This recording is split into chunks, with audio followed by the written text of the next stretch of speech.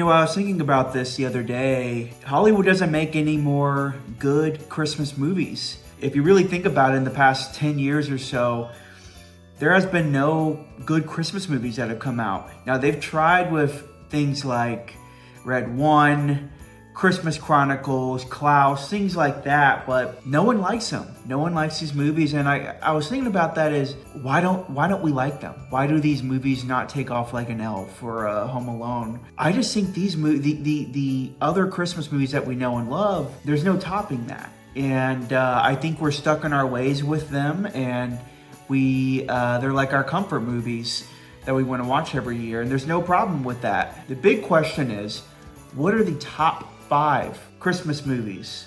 Starting off, I think it's going to be one that, for some reason, a lot of people don't know. Every time I mention it, a lot of people go, What is that? Is that the one with Vince Vaughn? It's Fred Claus. Fred Claus is one of the most underrated Christmas movies, and I used to go out of my way to say it's the best Christmas movie. It's not. It has some problems, but it's a star-studded movie. And the premise is good. It's Santa Claus's brother. He's a rebellion. Vince Vaughn always plays the rebel, the troublemaker really well. And Paul Giamatti's perfect in everything. Kevin Spacey's Kevin Spacey. He's a great villain in it. And it's a great movie. It's actually a really good movie. It always flies under the radar. So if you haven't seen that, check it out. Number 4, we're going to go with Grinch. We're going to go with the Grinch, not the new Grinch with whatever that was with Benedict Cumberbatch. I saw someone say the other day, well, what about the new Grinch? Have you seen that? No, I'm not going to watch that. We have the original Grinch with Jim Carrey. Jim Carrey crushes it in this role. And if you've seen the behind the scenes of Jim Carrey saying it was like torture getting that whole suit on, you can't tell because the guy is crushing it. The entire movie. He's hilarious. And it reminds me a lot of the Shrek movies. The Shrek movies where, when you watch it back when you're an adult, or like the SpongeBob cartoons, when you watch it back, it's, oh, those were adult jokes. Oh, that's really funny. And when you watch The Grinch back, it's hilarious. It's hilarious. The kids love it because The Grinch is funny and silly, but adults love it because there's so many, and actually kind of inappropriate jokes in there and subtle jokes in there that are that still land today. So number 4, it's a classic. We'll go with the Grinch.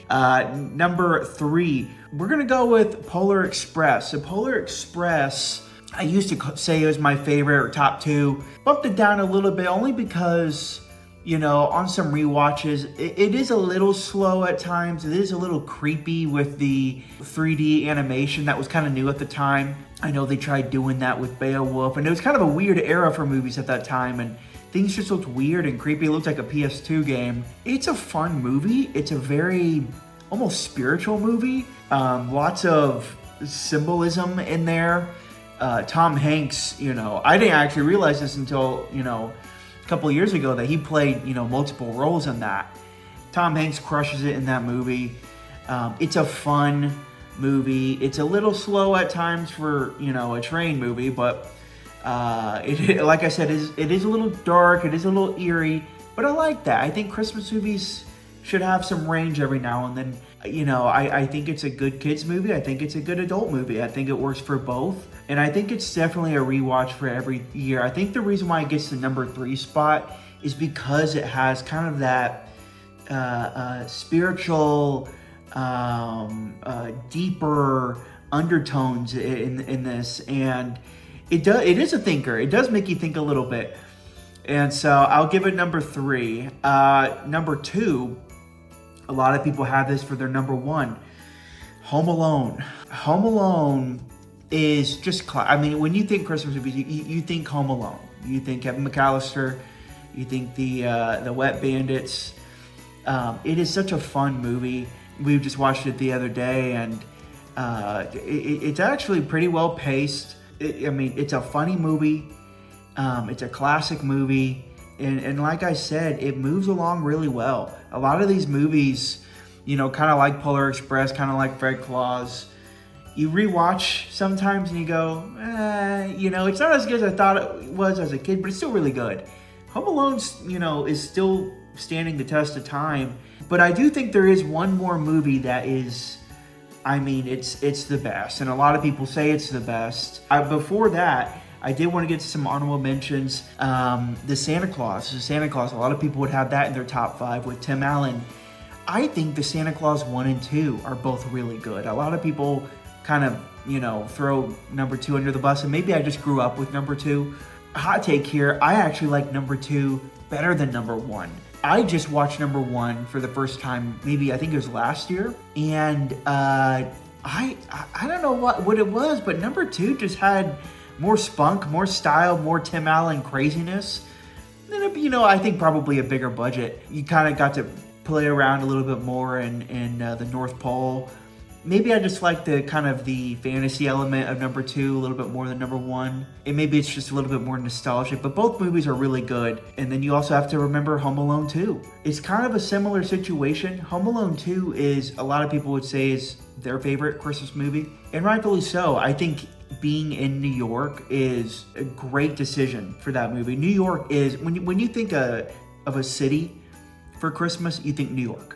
You always think New York. Them pulling the Home Alone franchise into New York with the weird Pierce Morgan pigeon lady, the Sticky Bandits are at it again.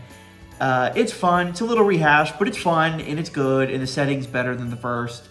It's a Wonderful Life. Not everyone's cup of tea. Black and white, older movie, Jimmy Stewart. I will say, and maybe it's because I'm younger or whatever, but there is a little bit more of an effort to pick up the remote to turn on It's a Wonderful Life than it is turning on Home Alone, or Fred Claus, or my number 1 pick later.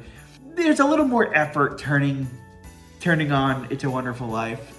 It's a great movie. It's just one of those movies where it's like, do we have to watch that now? And then when you watch it, it's like, oh, yeah, I see why we had to watch that. 2 more honorable mentions that a lot of people wouldn't consider Christmas movies, but I do.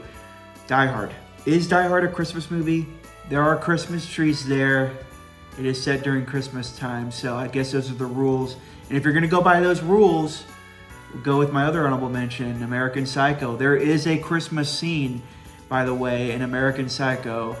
And have a holly jolly Christmas.